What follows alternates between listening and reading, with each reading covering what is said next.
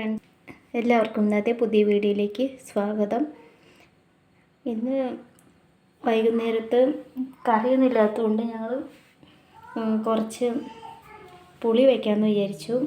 പുളിയെന്ന് പറഞ്ഞിട്ടുണ്ടെങ്കിൽ നിങ്ങൾ കേട്ടിട്ടുണ്ടാവുമോ എന്ന് എനിക്കറിയില്ല കേട്ടോ.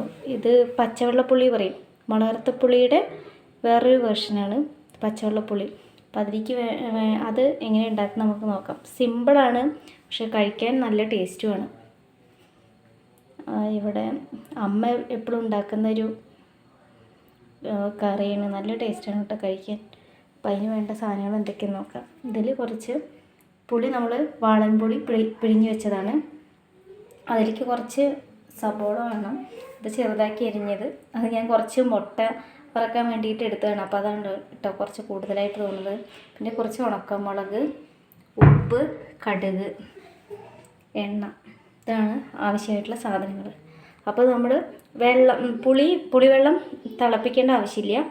നമുക്ക് തിളപ്പിക്കാതെ തന്നെ പച്ചവെള്ളപ്പുളി അതുകൊണ്ടാണ് കേട്ടോ അങ്ങനെ പേര് വന്നിരിക്കുന്നത്. അപ്പോൾ നമുക്ക് പുളിവെള്ളം തിളപ്പിക്കാതെ നമുക്ക് അത് എങ്ങനെ ഉണ്ടാക്കുക നോക്കാം. ഒന്നും ചെയ്യേണ്ട ആവശ്യമില്ല. ആദ്യം കടുക് പൊട്ടിച്ച് അതിലേക്ക് താളിപ്പായിട്ട് ഒഴിക്കേണ്ട ആവശ്യം മാത്രമേ ഉള്ളൂ. വേറെ പ്രത്യേകിച്ചൊന്നും ചെയ്യേണ്ട ആവശ്യമില്ല. ഈ പുളിവെള്ളം പിഴിഞ്ഞതിലേക്ക് കുറച്ച് ഉപ്പ് നമ്മൾ ഇട്ട് കൊടുക്കണം.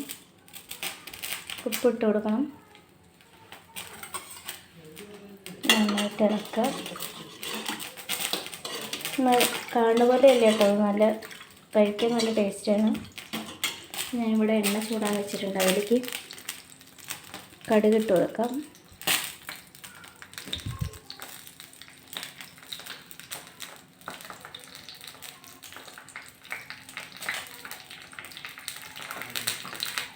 ഇത് പൊട്ടി വരുമ്പോഴേക്കും നമുക്ക് കുറച്ച് ഉണക്കമുളക് വെളിച്ചെണ്ണ ഒക്കെ ഒഴിച്ചിരിക്കണം. അതാണ് ഞാൻ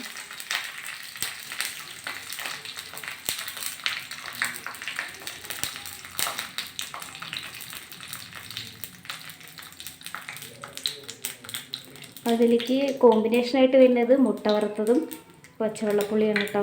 നല്ല ടേസ്റ്റാണ് കഴിക്കാൻ. അത് കടുക് പൊട്ടി വരുന്നുണ്ട്. നമുക്കതിലേക്ക് ഉണക്കമുളക് ഇട്ട് കൊടുക്കാം.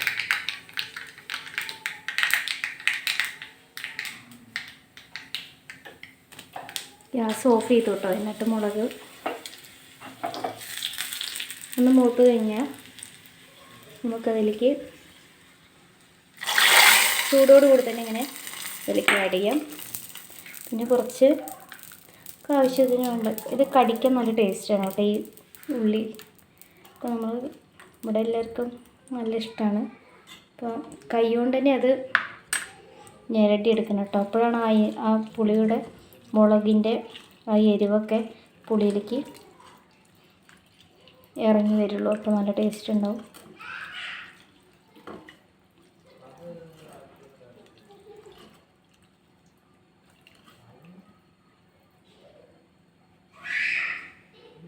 അപ്പോൾ ഇതാണ് നമ്മുടെ പച്ചവെള്ളപ്പുളി എന്ന് പറയുന്നത്.